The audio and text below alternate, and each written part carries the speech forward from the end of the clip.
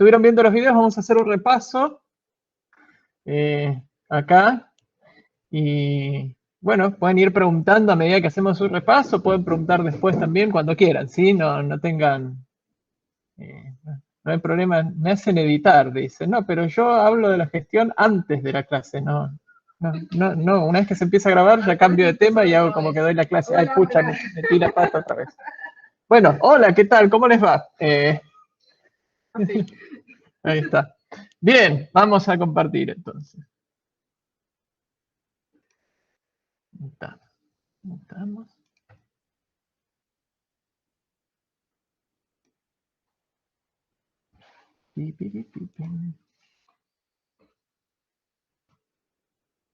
Bueno, voy a estar mirando el chat por si quieren preguntar en el chat y si quieren desmutearse y preguntar hablando también pueden, ¿sí?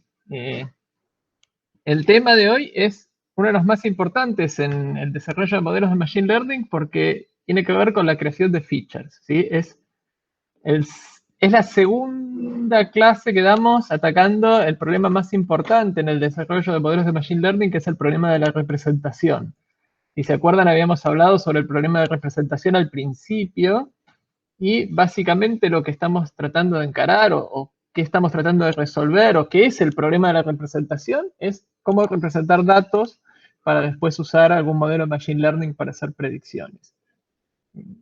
En imágenes, en sonido, en video, en texto, vimos que las redes profundas y las redes convolucionales y ese tipo de redes resuelven automáticamente el problema de representación a partir de los datos crudos, pero en datos tabulares no hay datos crudos, o al menos los datos crudos son difíciles de identificar.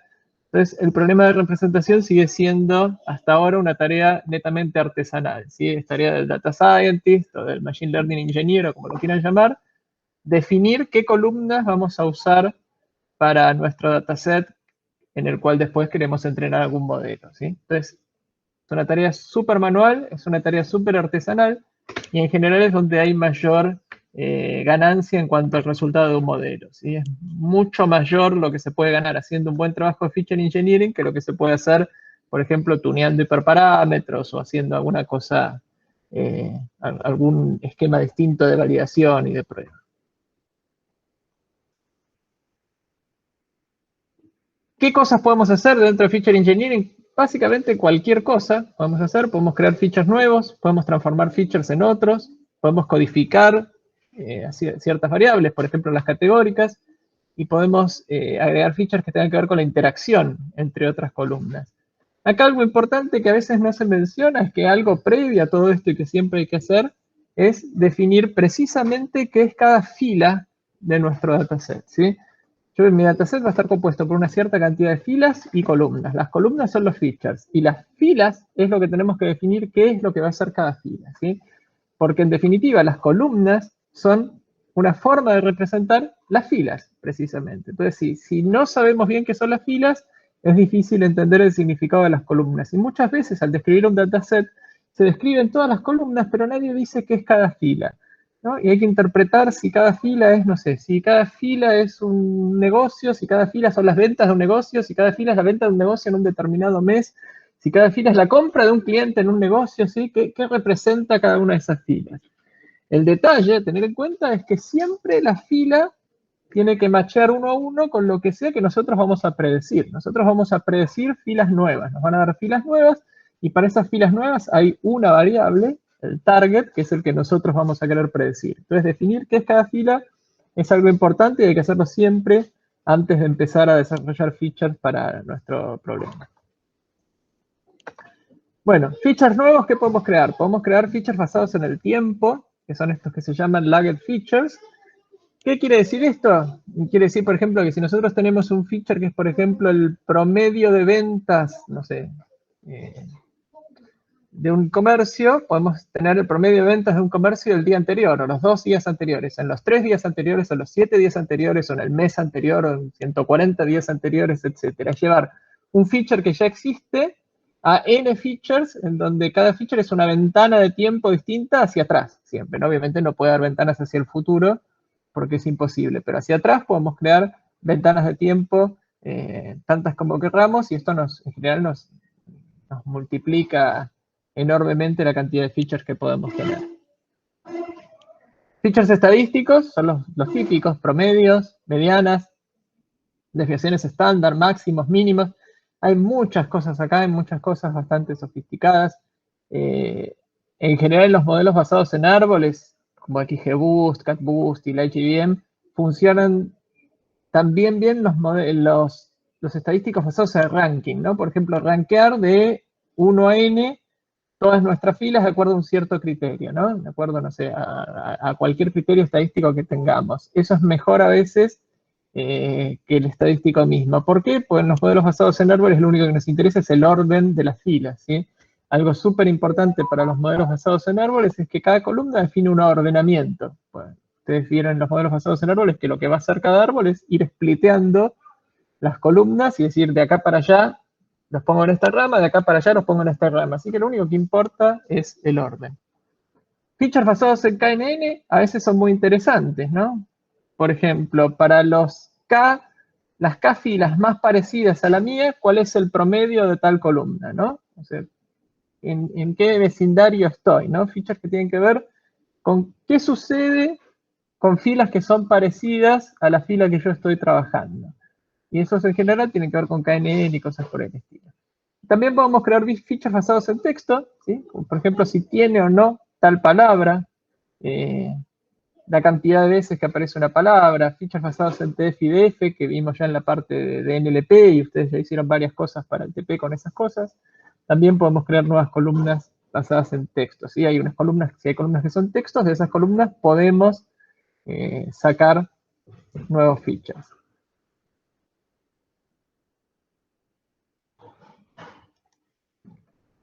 Bien, si tenemos features, también los podemos transformar. Algunas transformaciones son bastante típicas, algunas funcionan, otras no. Y acá depende mucho del modelo que nosotros vayamos a usar, ¿sí? En algunos modelos, algunas transformaciones tienen sentido, y en otros modelos, estas transformaciones no tienen mucho sentido. En todos los modelos que están basados en árboles, cualquier transformación que no cambie el orden de las filas es absolutamente irrelevante. Si ustedes tienen una columna numérica y le aplican el logaritmo, es lo mismo que no hacer nada, porque el orden no cambia. Lo multiplican por n, no cambia nada. Dividen por n, tampoco cambia nada, ¿sí? O sea, normalizar, aplicar logaritmos, multiplicaciones y demás, si no cambia el orden de las filas, es lo mismo que nada en los modelos basados en árboles. En los modelos basados en redes, en cambio, sí tienen sentido algunas de estas transformaciones, y una, por ejemplo, que se puede usar es esta transformación logarítmica, que, entre muchas comillas, nos convierte una distribución que es muy el estilo gamma, exponencial o algo así, en algo de un estilo más normal, ¿sí? Entonces, para los modelos basados en redes y demás, el logaritmo de la columna a veces funciona mejor que la columna misma.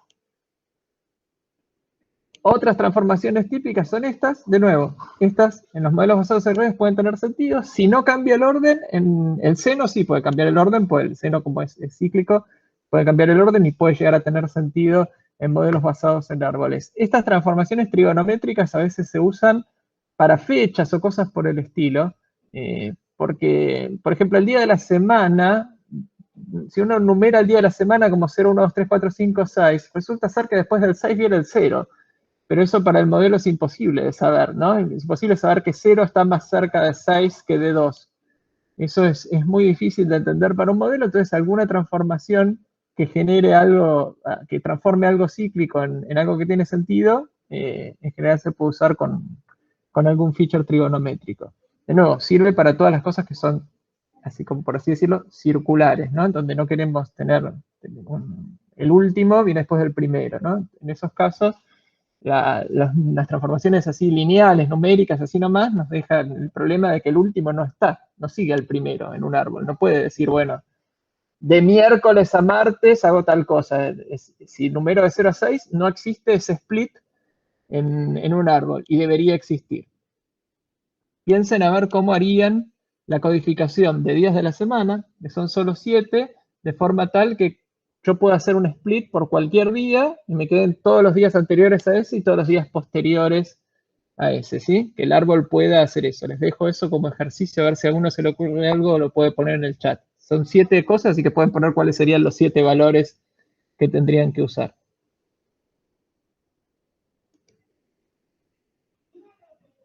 Otras transformaciones útiles pueden ser normalizar las variables restando el promedio. De nuevo, esto tiene sentido si estamos usando redes neuronales o algo por el estilo, en árboles no. Normalizar y estandarizar, normalizar por rango, dejar todo en el rango -1, 1, dejar entre el máximo y el mínimo. Todas son transformaciones bastante comunes.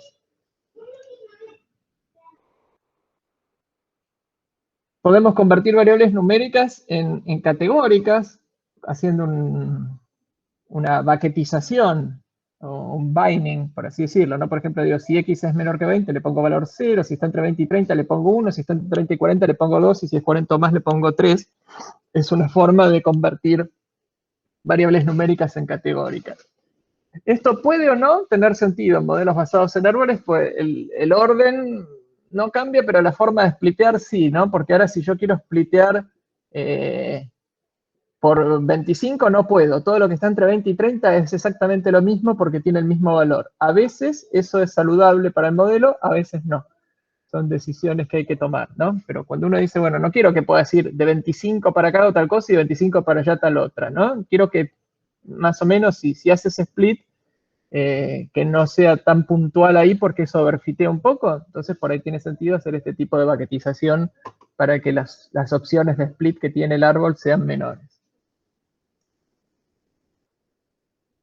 ¿Qué hacer con las variables categóricas? Es uno de los temas más importantes. Muchos de ustedes estuvieron preguntando qué hacer con las variables categóricas en el TP. Vamos a hacer un repaso de varias opciones. La primera opción, que es la más común y la que en general siempre está mal, es hacer one-hot encoding. One-hot encoding es una de las peores cosas que hay en Machine Learning porque se abusa mucho de hacer one-hot encoding. Es muy raro que funcione bien. Tienes casos en los cuales puede funcionar bien y tiene casos en los cuales tiene sentido, pero no suele ser una buena forma de codificar. ¿Sí? ¿Pero qué es hacer one-hot encoding? Bueno, por ejemplo, si acá tenemos esta variable categórica ciudad, ¿sí? Que puede tomar valores Moscú, París, Roma o Londres, lo que hacemos es simplemente crear una columna por cada uno de los valores posibles que puede tomar la columna ciudad, y convertimos a cada una de estas columnas en un binario que dice si es o no Moscú, si es o no París, si es o no Roma y si es o no Londres. Hay que entender siempre que hacemos feature engineering, hay que entender qué le estamos agregando o qué le estamos quitando al modelo. En un modelo basado en árboles, acá le estamos agregando la posibilidad de hacer splits del estilo. ¿Es Moscú? ¿Sí o no? ¿No? Pueden mandar todo lo que es Moscú para un lado y todo lo que no es Moscú para otro. Lo mismo para París, para Roma y para Londres. O sea, le estamos agregando las posibilidades de splitear por sí o no por cada una de estas ciudades. Si esto es bueno o malo depende de la lógica del problema y depende de cómo el modelo reaccione a esto. Algo que ustedes pueden pensar es, bueno, pero ¿qué pasa si los valores posibles son 500.000? O tenemos 1.000.000 de valores posibles. Bueno, ahí tendríamos que agregar 1.000.000 de columnas y ya no tiene sentido hacer esto. Aclaración importante. No es que uno no tiene que usar one-hot encoding cuando la cantidad de valores son muchos, ¿sí?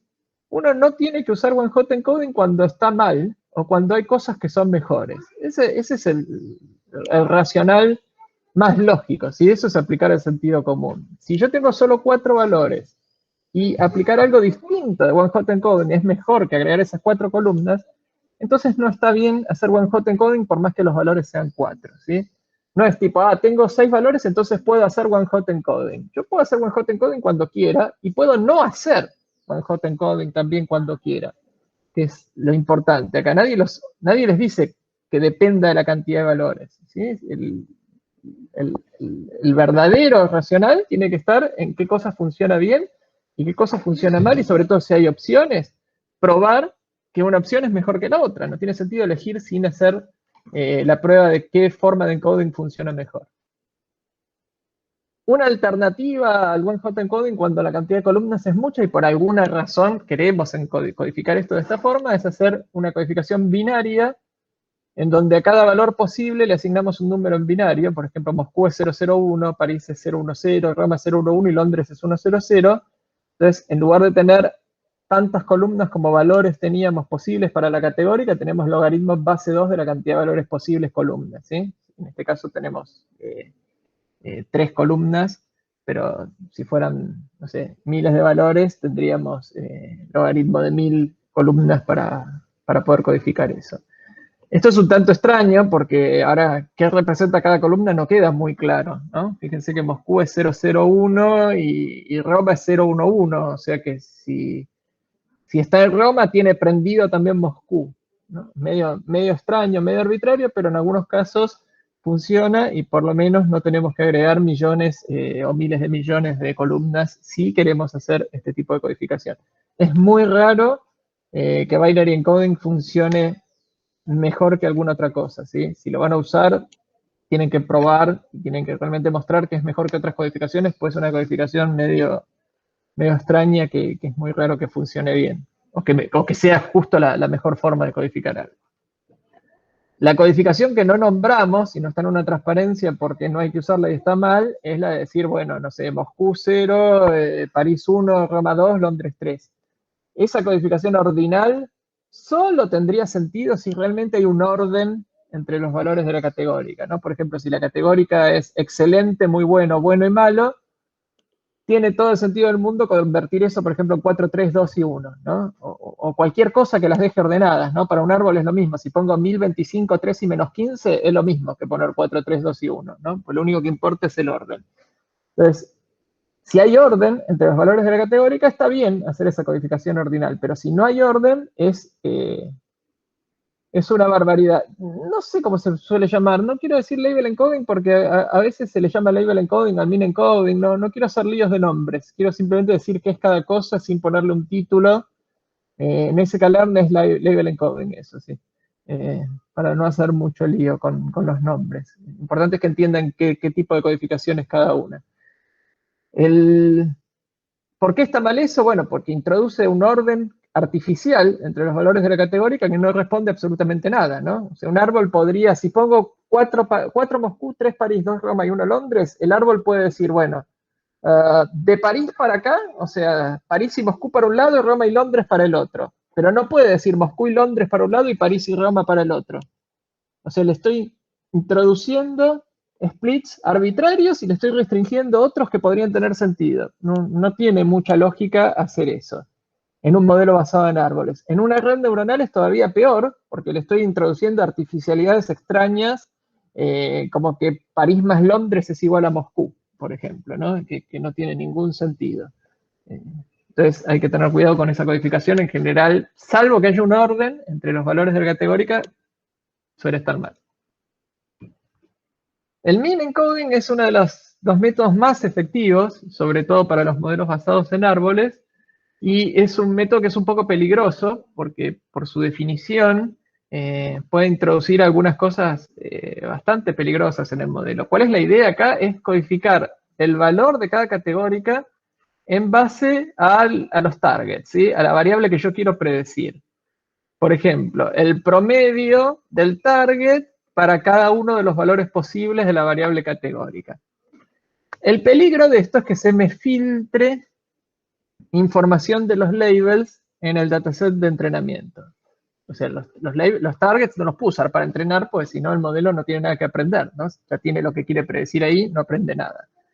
Pero pueden pasar cosas, por ejemplo, no sé, que para Moscú, la variable que yo quiero predecir siempre sea 1, entonces si codifico Moscú como el promedio de a la variable esa como el promedio del target para cada categoría, me queda Moscú igual a 1. Entonces el modelo ya aprende que si es Moscú, tiene que predecir 1. Y esa información la está sacando de cosas que de donde no debería haber sacado. Si la está sacando del target, y el target del modelo no debería haberlo visto. Entonces hay peligro de que se filtren los targets, se filtren los labels, se filtren las etiquetas al dataset de entrenamiento. Acá tenemos un ejemplo de cómo hacer este encoding. Por ejemplo, para Moscú tenemos 0, 1 y 0. Entonces el promedio es 0,33. Entonces puedo reemplazar Moscú por 0,33 cada vez que aparece. Para París tengo 1 y 0, entonces cada vez que aparezca París puedo poner 0 y 5. Para Roma siempre tengo 0, ¿ven? Y pongo 0, y para Londres siempre tengo 1 y pongo 1. Entonces esto es medio peligroso, porque el modelo va a decir, bueno, si es Roma es 0, si es Londres es 1, y si no me fijo cómo hacer el split. Entonces hay que tener cuidado con estas cosas. Ahora vamos a ver algunas técnicas para tratar de minimizar este peligro. Pero esta forma de codificación es muy poderosa porque el orden que establece para los distintos valores de la categórica tiene que ver con lo que yo quiero predecir. O sea que es un orden súper relevante. A lo que voy es que a veces ese mismo orden puede ser súper relevante y no necesariamente tengo que usar la variable target para conseguir un orden relevante entre los valores de la categórica. Por ejemplo, les voy a dar un ejemplo. En Despegar, en un momento, tuvimos que trabajar en un modelo para predecir la cantidad de dinero que iba a gastar una persona, un turista, ¿no? En los próximos 30 días, supongamos. Y había, por ejemplo, entre los datos estaban los pasajes que la persona, que el usuario había consultado, ¿no? Entonces teníamos cosas del estilo, no sé, Brasilia-San Pablo, o Buenos Aires-Córdoba, Miami-Buenos Aires. Y eso había que codificarlo de alguna forma. Y codificamos esos pares, origen y destino, no en base al target, a lo que la persona gastaba, sino al precio del ticket, ¿no? ¿Cuánto vale un pasaje ahí históricamente? Entonces, reemplazábamos todo eso por una columna que simplemente decía cuánto vale un pasaje Brasilia-San Pablo en promedio. Y no nos importaba mucho tampoco en qué promedio, nada, porque lo único que nos interesaba era establecer un orden, ¿sí? Lo único que importaba era decir, mira, Sydney-Nueva York es mucho más caro que Brasilia-San Pablo, ¿no? Entonces, de nuevo, en los modelos basados en árboles, el valor de la columna en sí no importa, sino cómo queda ordenada la columna. Y ese orden era súper relevante para el problema, ¿no? Porque la gente que buscaba cosas que estaban arriba, ¿sí? Que tenían pasajes caros, era más propensa a gastar más plata que la gente que buscaba cosas más baratas.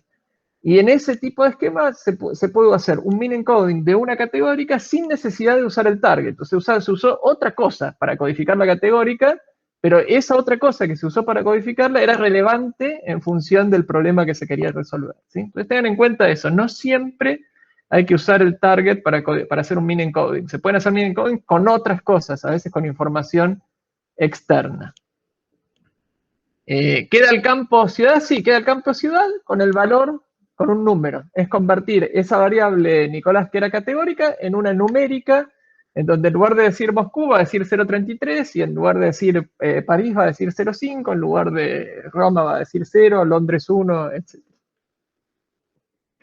Acá hay algunas alternativas de formas de hacer min encoding, ¿no? Por ejemplo, el promedio, simplemente la cantidad de positivos sobre positivos más negativos es lo que hablamos, pero podría hacerse el logaritmo de eso y multiplicar por algo, la sumatoria de los positivos, positivos menos negativos. Hay varias alternativas de min encoding que se pueden probar. Y para evitar el filtrado de target, si el min encoding lo vamos a hacer en base a la columna target, hay también varias ideas. Les voy a contar algunas de estas, por si quedó alguna duda de los videos. En lo que se llama cross-validation min encoding, lo que hacemos es usar un esquema de cross-validation para calcular los encodings. Entonces, por ejemplo, para calcular el valor de Moscú, lo que vamos a hacer en este primer registro, se ve mi puntero, ¿no? Sí. Queremos calcular por qué valor tengo que reemplazar Moscú. Lo que vamos a calcular el valor del target para todos los otros Moscú, no para este. Entonces veo 1100, me da 0,5. Ahora para este, excluyo este y calculo para los demás. Tengo 1000, entonces para este 0,25. Para este me queda 0100, excluyendo este, y me queda 0,25. Y para estos también me queda 0,5. ¿Qué tiene esto de ventaja? Que el target de la fila misma no lo uso para calcular el encoding. Entonces, mitigo un poco que se me filtre el target mismo de la fila para el encoding, ¿sí? Esto mitiga eso. ¿Qué tiene como desventaja? Que me queda alguna pequeña inconsistencia. Fíjense que para el mismo valor de la categórica me pueden quedar valores distintos. A veces vale 0,5, a veces queda 0,25, ¿sí? Pero mitiga un poco eso porque al menos el valor del registro actual no lo uso, uso otros los otros valores. Esto es lo que se llama cross-validation mean encoding, ¿sí? Puede usarse cualquier esquema de este estilo para calcular estos encodings. Otra opción es hacer algún tipo de suavizado, un smoothing, ¿sí? Por ejemplo, calcular el promedio del target, multiplicar eso por la cantidad de filas y agregar, sumarle eso el promedio global de todos los targets y ponderar eso por un cierto alfa, ¿sí? Según el valor de ese alfa, le doy más o menos peso a ese promedio global, pues después divido por la cantidad de filas más alfa, ¿sí? Esto es como regularizar un poquito ese promedio. Si es un promedio regularizado, en donde lo regularizo hacia el promedio global. O sea, si alfa es un número muy grande, todas mis variables, todos los valores posibles de la categórica van a tender al promedio global, ¿sí? Y cuando alfa es 0, tengo el mean encoding tradicional. Entonces, según el valor que pongo de alfa de regularización, suavizo más o menos ese mean encoding que estoy haciendo de esa variable. Puedo agregar ruido también, puedo agregarle al promedio de los targets un cierto ruido. Esto es para que el modelo evite deducir el label a partir de esa categórica, tratando de ensuciar un poquito la codificación. Hay que encontrar el tipo de ruido y la cantidad de ruido a agregar. Esto lo he visto en algunos casos, se usa ruido laplaciano, por ejemplo, algo por el estilo, para agregarle, es un promedio de los targets más menos algo que surge de alguna distribución de probabilidades que nosotros querramos en donde agregamos el ruido, ¿sí? Y ese más menos algo es aleatorio para cada fila del dataset. Y finalmente, una forma que es muy común para codificar las categóricas usando mean encoding y tratar de mitigar el problema del infiltrado de los labels, de los targets, perdón, es esto que se llama expanding mean, que es muy simple, es simplemente decir, bueno, si yo tengo ordenadas de alguna forma cronológicamente las filas, si hay tiempo en mi dataset, yo puedo calcular el promedio de los targets para la variable categórica de todos los registros anteriores al registro en el cual estoy parado, ¿no? Si yo estoy parado en el registro que corresponde al 16 de abril, puedo calcular el promedio de los targets para todo lo que tenga en mi dataset antes del 16 de abril. Y con eso me quedo tranquilo, que ese promedio, ¿sí?, no me filtra nada, porque todos esos datos el modelo ya los conocía en el momento en que llegó la fila nueva el 16 de abril. Entonces no estoy rompiendo, por así decirlo, no estoy haciendo time traveling, estoy haciendo algo que es totalmente legítimo y que funciona igual en producción. Yo en producción siempre tengo el promedio del target para todos los datos anteriores que vi hasta el momento. Y esos promedios los puedo usar para codificar las categóricas. Y eso es lo que se llama expanding mean, que es una de las soluciones más rápidas y directas para solucionar el tema del filtrado de los targets, pero necesito tener el data frame ordenado por tiempo, ¿sí? Este método es el que usa CatBoost para codificar las categóricas. CatBoost es muy eficiente, tiene un método muy eficiente para variables categóricas, por eso se llama CatBoost, a punto tal que a veces se usa otro modelo que no es CatBoost, pero con la codificación de categóricas de CatBoost, ¿no? Uno dice, bueno, aplicame un CatBoost encoder a estas variables y después al resultado de eso le aplico, por ejemplo, XGBoost. ¿Sí?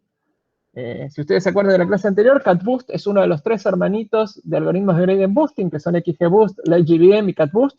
Esos 3 son los 3 modelos más usados hoy en día para datos tabulares, son los modelos que en general son el estado del arte para clasificación de datos tabulares.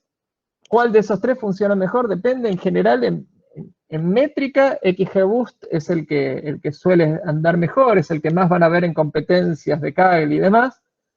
En velocidad, CatBoost es el más rápido y LightGBM está en el medio. Entonces, LightGBM es muy usado en la industria, XGBoost es muy usado en competencias y CatBoost es muy usado también en la industria, incluso en competencias o demás, y a veces se lo usa para codificar. El detalle que tiene CatBoost, repaso de la clase pasada, es que CatBoost obliga a que los árboles sean balanceados, los otros dos no, ¿no? Entonces, tiene el manejo de categóricas y el detalle que los árboles tienen que ser balanceados son las dos categorías, las dos características principales de CatBoost. Como los árboles tienen que ser balanceados, suelen ser árboles un poco menos profundos, y como son menos profundos, el tiempo de inferencia es más chico porque tiene que hacer menos ifs por así decirlo, la función predict, y entonces predice más rápido, ¿sí? No es lo mismo hacer 10 ifs que hacer 1500 para decidir si algo es o no de una cierta clase. Finalmente, sí. Una consulta. ¿Todos estos Sí. métodos en la práctica terminan pesando computacionalmente qué tan complejos cada uno? ¿O no? ¿O todos se pueden resolver relativamente simple?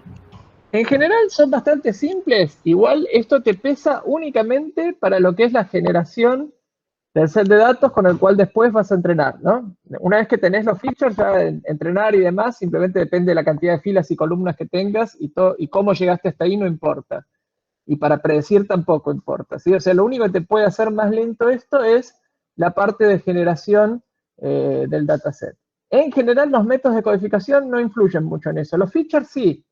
Hay features que son complejos de calcular, y esos features por ahí tardan mucho tiempo en generarse y te pueden hacer que generar un dataset para entrenar tarde mucho tiempo. Entonces, por ejemplo, algo muy común cuando uno prueba features es a veces alguien sugiere un feature y uno dice, espero que no funcione, porque si llega a funcionar, lo voy a tener que calcular para todo el dataset y lo voy a tener que poner y va a ser muy lento, ¿no? Entonces, a veces uno tiene la esperanza de que un feature fracase porque es muy complejo. De la misma forma, cuando la generación del dataset tarda mucho tiempo, uno trata de atacar los features que no son muy usados por el modelo y que son muy complejos, ¿no? Uno dice, che, este feature tuyo que es la pendiente de una regresión lineal de los últimos 20 datos de esta columna, ¿no? Tipo que está en la posición 132 del feature importance. ¿La puedo matar? Porque está tardando, ¿no? El 50% del tiempo de generación de dataset es este feature. Entonces uno mata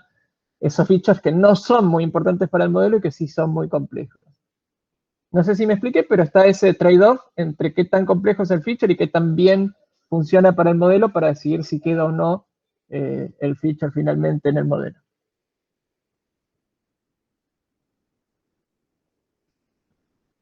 Bien. El último punto, ya hablamos de crear nuevas features, de transformar features que ya existen, de codificar features, y el último es agregar features que representen interacción entre features. Esto es particularmente importante en los modelos basados en árboles y no tan importante en los modelos basados en redes. En los modelos basados en redes, la interacción entre features ya la da la red misma, ¿no? Al tener que asignar pesos a toda la matriz de conexiones entre una capa y la otra, ya decide todo, ya es como que analiza todas las combinaciones lineales posibles entre features y va a usar las que les convenga. Entonces, en una red neuronal, agregar un feature que sea el promedio, la multiplicación entre dos features no tiene ningún sentido, porque si la red neuronal necesita eso, lo puede usar, lo puede aprender directamente, ¿sí? No hace falta que yo lo agregue. En los modelos basados en árboles, sí es importante agregar esto, porque los modelos basados en árboles ven cada columna de forma individual. Acuérdense, en la clase pasada vieron cómo se creaba un árbol de decisión, y los árboles de decisiones todos se crean con algoritmos que son greedy. Un árbol de decisión dice, bueno, en este momento, ¿cuál es la mejor columna, la columna que me da el mejor split? Y no se fija hacia adelante, tipo, ¿cuál es la columna que me da el mejor split? Si después elijo otra columna que me da el mejor split, ¿no? Porque a lo mejor el mejor split es A globalmente, pero mejor que hacer A es hacer B y después C. Pero el modelo no puede hacer eso, porque no hace todas las combinaciones posibles de splits, porque entonces sería NP-hard y sería imposible crear un árbol de decisión, ¿sí? El árbol de decisión óptimo es NP-hard, crear un árbol de decisión óptimo. Hay un árbol de decisión que es mejor que todos los demás, pero saber cuál es decir, cuál es ese árbol óptimo, es aquel en el cual los splits siguen el mejor orden posible. Yo hago siempre el mejor split posible en la raíz. Después, para cada uno de los dos elementos de la raíz, hago siempre el mejor split posible y así sucesivamente. Eso es NP-hard, no hay ningún algoritmo que haga eso. Lo que hacen es un algoritmo greedy, tipo, bueno, ¿cuál es el mejor split posible acá? A, listo, lo hago por A. Y ahora me fijo, para una rama y para la otra, ¿cuál es el mejor split posible? Pero no hacen todas las combinaciones de splits posibles, ¿no? Entonces, al no hacer todas esas combinaciones de splits posibles, no tienen una visión de más de un feature a la vez.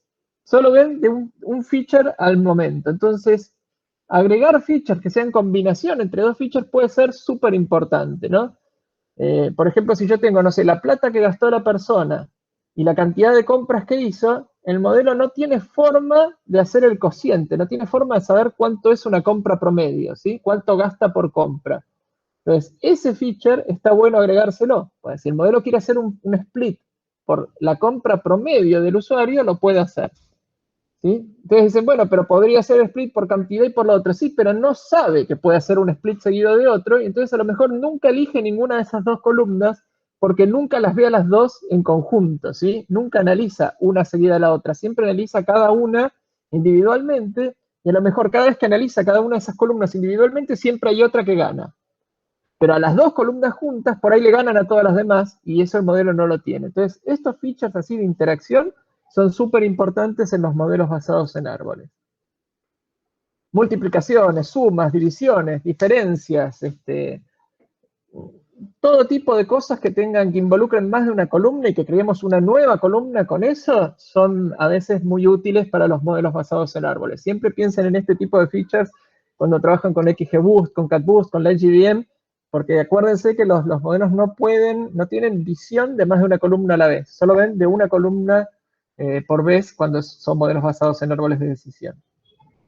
¿Cuál es el problema? Bueno, hay n por n interacciones posibles entre n variables, y eso solamente tomando de A2, ¿no? Si tomamos de A3, de A4, además, la cantidad es enorme. Entonces, encontrar interacciones útiles es difícil, ¿sí? Entonces, a veces se hace directamente artesanal. Uno dice, bueno, lo que gasta el usuario lo divido por la cantidad de compras, no lo divido por el día de la semana. Pues no tiene sentido dividir eso, pero eso es un conocimiento humano, ¿no? ¿Cuáles son las interacciones que me pueden interesar, ¿no? O multiplico lo que el usuario gasta por día por la cantidad de días promedio que visita mi sitio, ¿no? Pues eso me puede dar la cantidad que gasta, cosas por el estilo, pero ahí hay lógica humana puesta en decidir cuáles son las interacciones que voy a elegir. Hay algunos truquitos medio ninjas para hacer interacciones entre features. Este es bastante ingenioso, que es, por ejemplo, fitear un árbol de decisión a los datos y después usar como feature el índice de la hoja en el cual quedó cada dato. ¿Sí? O sea, fiteo un árbol de decisión común, no XGBoost, LightGBM, un árbol de decisión simple, uno de esos C4, C45, un ID3, un árbol de decisión común y corriente, ¿sí? Lo fiteo. Y en lugar de predecir el valor para cada una de las filas, lo que pongo es en qué hoja quedó. ¿Sí? El árbol de decisión va a tener una cierta cantidad de hojas en el último nivel. Si a cada hoja la numero 0, 1, 2, 3, 4, cada hoja tiene una cantidad de filas. ¿Sí? Cada fila, en definitiva, en un árbol va a parar a una hoja. Y para esa hoja después yo decido si es 0 o 1 según el promedio de cada hoja, etc. ¿no? Como uno quiere hacerlo por el árbol. En lugar de hacer eso, pongo directamente el número de hoja como un feature. Entonces, todos los registros, todas las filas que fueron a parar a la misma hoja van a quedar con el mismo número.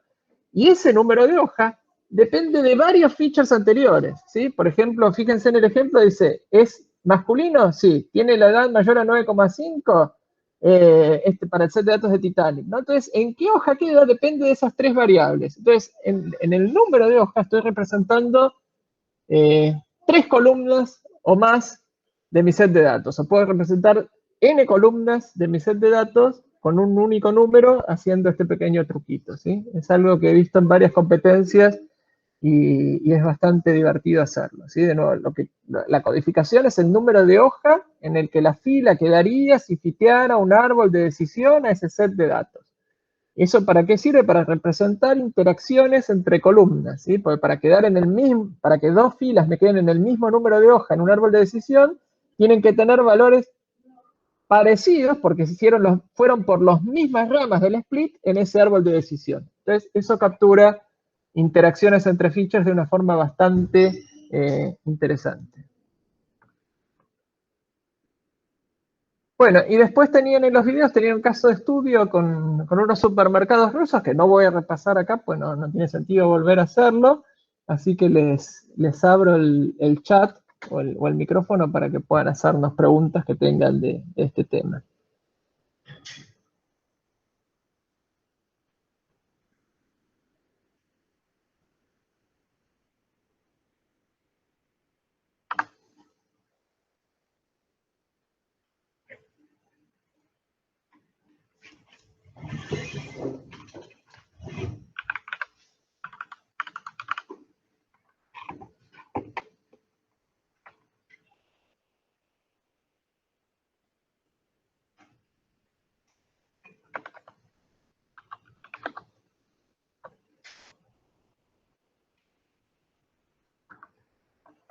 A ver si hay alguna pregunta. Ahí hay una. A ver, ¿cuál es la diferencia entre feature y categoría? Las columnas son features. Las categorías son valores posibles que puede tomar una columna. Si la columna es ciudad, Moscú, París, Londres y Roma son categorías de esa columna y ciudad es el feature.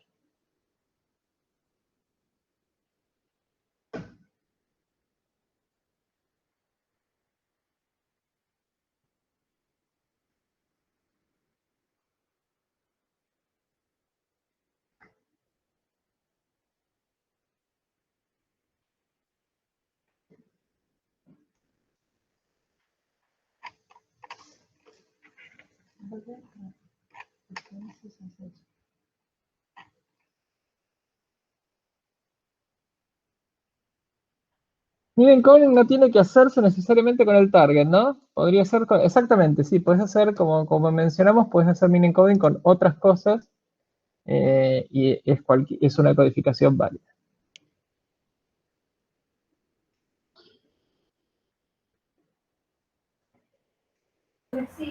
Luis, consulta. Sí. Cuando haces mini encoding, que habías comentado los problemas de hacerlo sobre el target, el problema que te terminas generando es overfitting, que te da casi perfecto, te va a dar muy bien en train y después cuando lo llevas a test o validación te cae mucho la métrica. O puede haber otro problema más también. No, es ese. El problema es que se te filtran, te overfitea, se te filtran los labels y el modelo aprende a partir de los labels. Después, cuando quiera predecir, los labels no los va a tener. Y los valores que vas a codificar para las categóricas no van a ser tan útiles como fueron al entrenar. Entonces va a andar muy mal. Vas a tener un caso así de. Es una variante de overfitting, no es la definición pura de overfitting.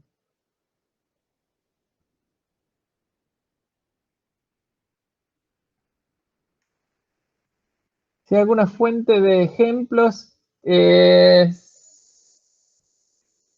sí, a ver, dame un segundo.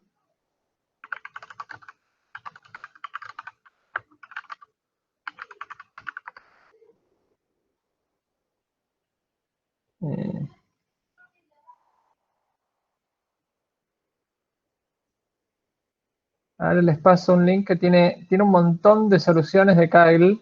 Y hay montones de ejemplos de feature engineering que van a encontrar ahí.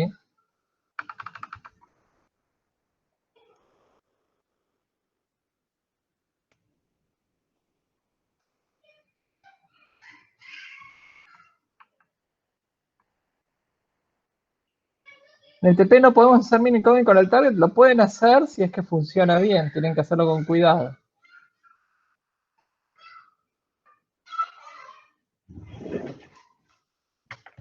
Ahí tienen el sitio ese que les pasé, tienen un montón de soluciones de Kaggle y tienen las soluciones, las entrevistas y demás como para ver un montón de casos de feature engineering, un montón de casos de qué modelos usar, es un montón de info del estilo, creo, de la que pedían.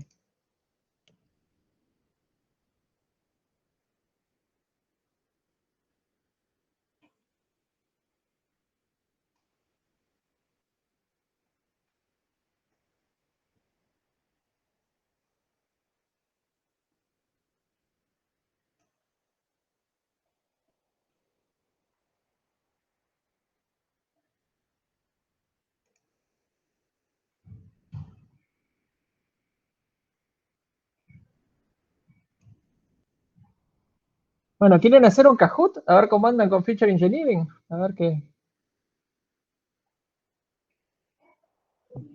¿Cómo están para hacer un Kahoot difícil? ¿Conviene encodear las variables numéricas? ¿Para qué tipo de modelo? Depende.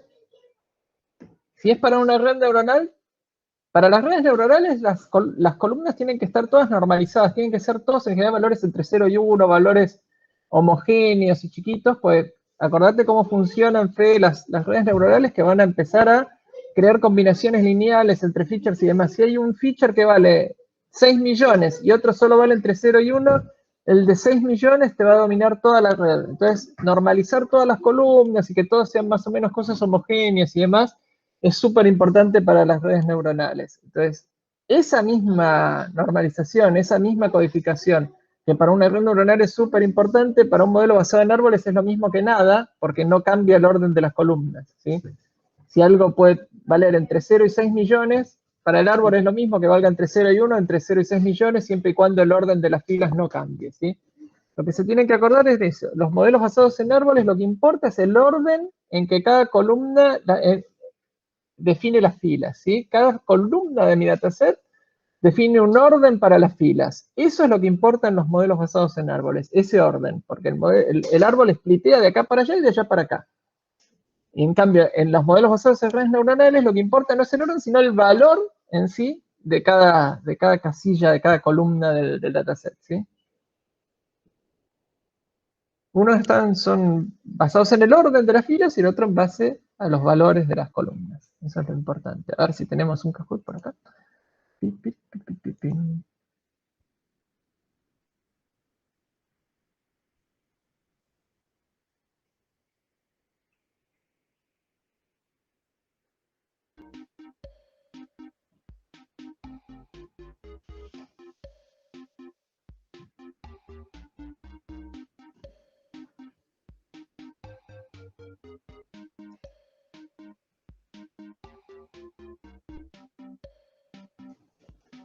Bueno, desde kahoot.it para el celu,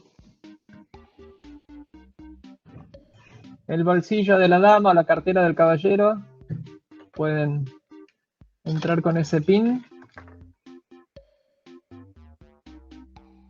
Tenemos 0 participantes, así que esperamos un poco. Un éxito. Sí. Ahí está. Chanta Encoding, bienvenido. Está Panchito.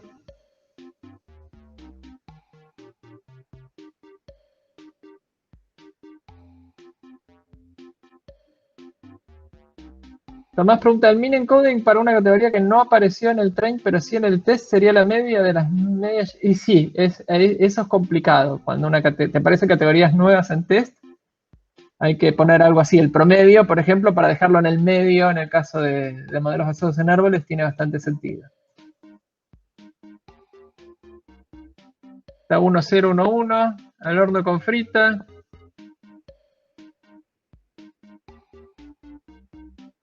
Hamburguesa y panchito.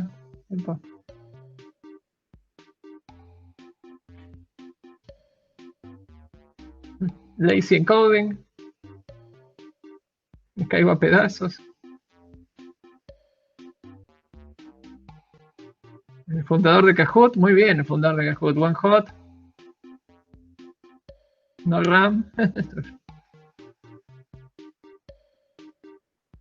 La L.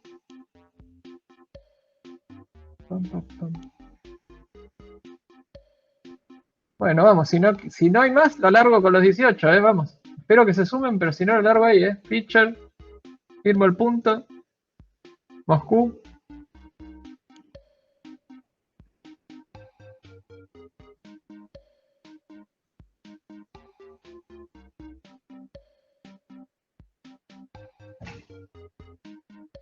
Somos 22, ¿cuántos había en el chat? Más o menos.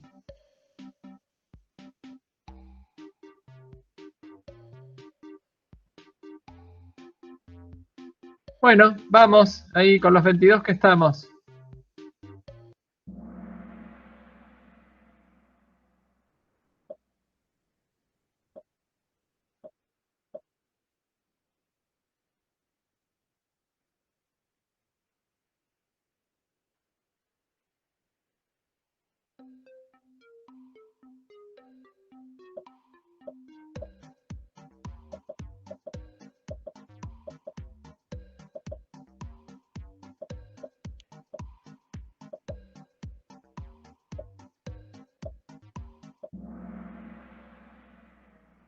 Ah, estuvo complicado este. Algunos dijeron, ¿se lo puede codificar con web hot encoding? Bueno, el que dijo eso obviamente no, pues puede tener miles, millones de valores, ¿no? No tiene mucho sentido poner una columna por cada usuario posible. Dejarlo tal cual está tampoco tiene mucho sentido, pues es, quién sabe, es un string, quién sabe qué puede ser, ¿no? Que va a ser un modelo con un string, un ID, algo, un número que no tiene mucho significado en sí mismo.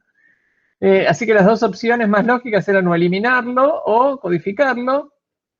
Si el dataset hay varios usuarios que se repiten muchas veces, codificarlo con min encoding por ahí tiene sentido, como para decir, bueno, este usuario tiene tal tendencia a lo que sea que yo quiero predecir, ¿sí? Entonces, la más correcta de estas dos respuestas era que se lo puede codificar con min encoding. Eliminarlo parece ser un poco violento, pues saber quién es el usuario suele ser importante. Seguimos. A ver. One hot. Está primero en la pregunta en que no había que usar one hot. Está muy bien. Me caigo a pedazos, está ahí, listo para caer a pedazos. Vamos a ver si sucede. Si pensamos usar XGBoost, ¿cuál de las siguientes opciones no tiene sentido?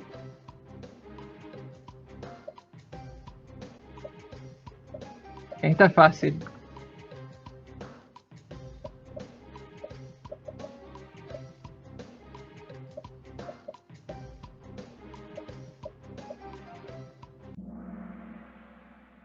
Bueno, normalizar no tiene sentido, ¿no? Por eso que venimos hablando. No cambia el orden de la columna. XGBoost es un modelo basado en árboles de decisión, como todos los de Gradient Boosting. Si lo que hacemos no cambia el orden de la columna, es lo mismo que no hacer nada. Así que normalizar los fichos numéricos no tiene sentido. Las demás pueden tener sentido perfectamente, ¿sí?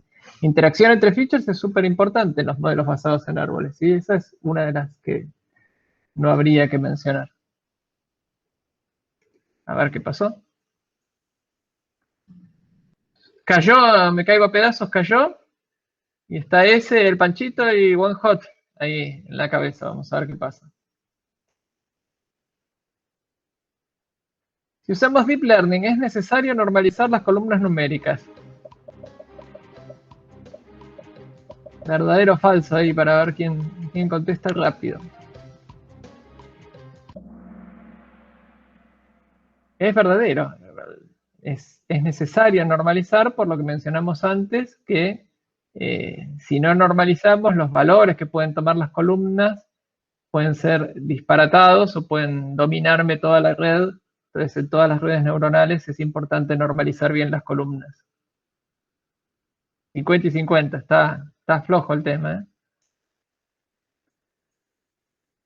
Panchito primero y el fundador de Kahoot lo sigue de cerca. Hamburguesa está cuarto, hay un duelo entre Panchito y Hamburguesa. Ahí. Vamos a ver qué pasa. Si usamos catboost, es necesario codificar las variables categóricas.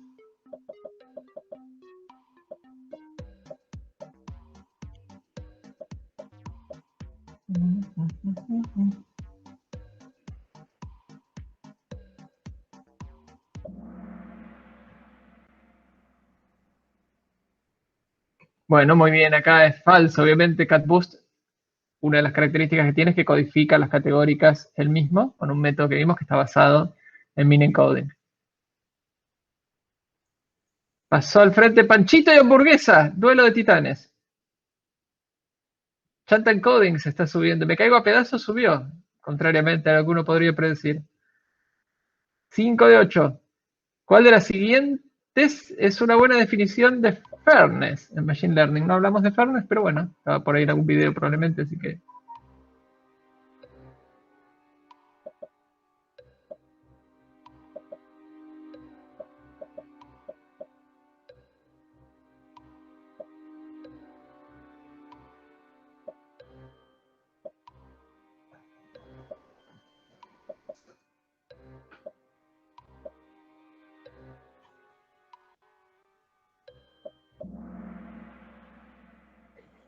Muy bien, acá la mayoría contestó bien que el resultado del algoritmo no depende de features demográficos. Esto es importante a la hora de hacer feature engineering. Si uno quiere tener un modelo que sea justo, y lo que uno está evaluando son usuarios, lo que debería evaluar el modelo es el comportamiento de los usuarios y no quién es el usuario. Si no debería evaluar, por ejemplo, la edad del usuario, el género del usuario, dónde vive el usuario, sino lo que el usuario hizo.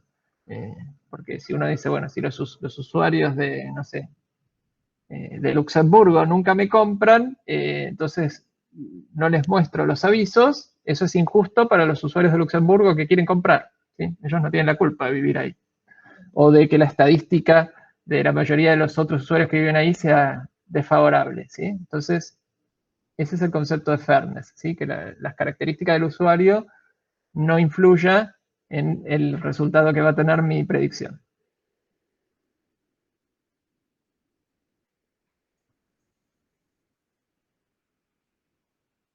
Panchito y hamburguesa siguen batallando los primeros puestos.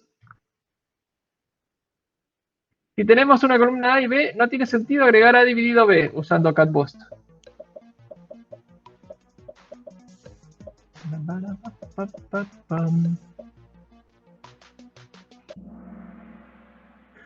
Falso, ¿sí? Todos estos features que son interacciones entre features suelen ser importantes en modelos basados en árboles, así que en general sí es importante agregarlos, pues de nuevo, los modelos basados en árboles ven una columna a la vez, no pueden ver las dos columnas al mismo tiempo. A ver.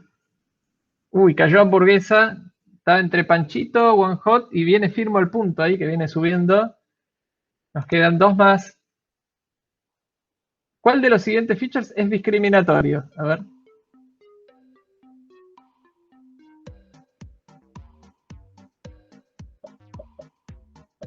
Este es fácil, me parece que lo acabamos de contestar accidentalmente.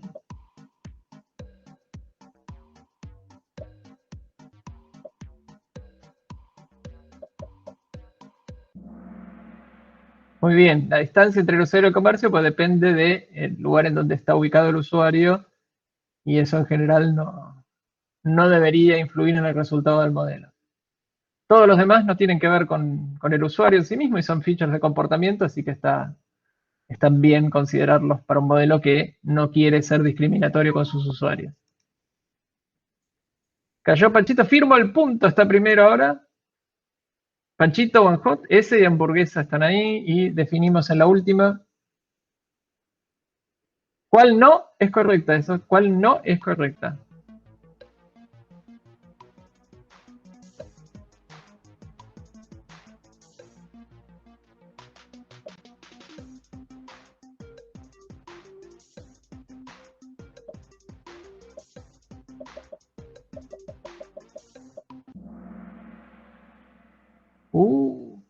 La mayoría puso el set de test siempre tiene que estar en el futuro con respecto a train. Eso es súper correcto. No puedo probar con cosas que están en el pasado respecto a lo que entrené. ¿Sí? Eso estaría muy mal. Si yo tengo un set de train, el set de test siempre tiene que estar en el futuro. A lo mejor lo leyeron al revés, por eso lo marcaron. Pero test siempre tiene que estar en el futuro.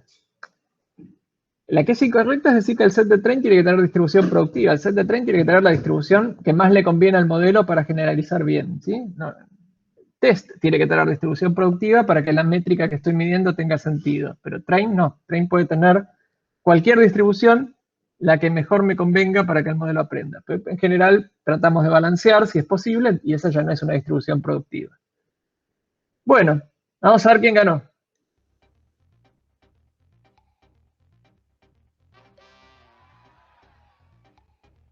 One Hot quedó tercero, identificarse por el chat para hacerse acreedor de sus puntos extras. Panchito segundo, ¿y ganó hamburguesa? No, ganó firmo el punto. Pueden identificarse para que el escribano les asigne los puntos para los TPs.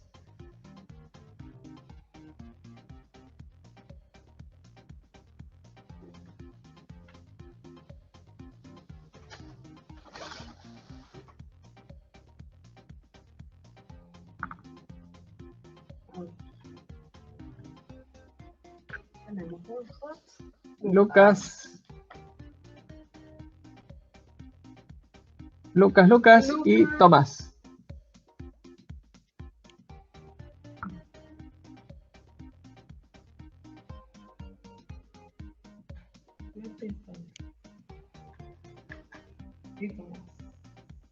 Muy bien. Felicitaciones a los que ganaron el Kahoot.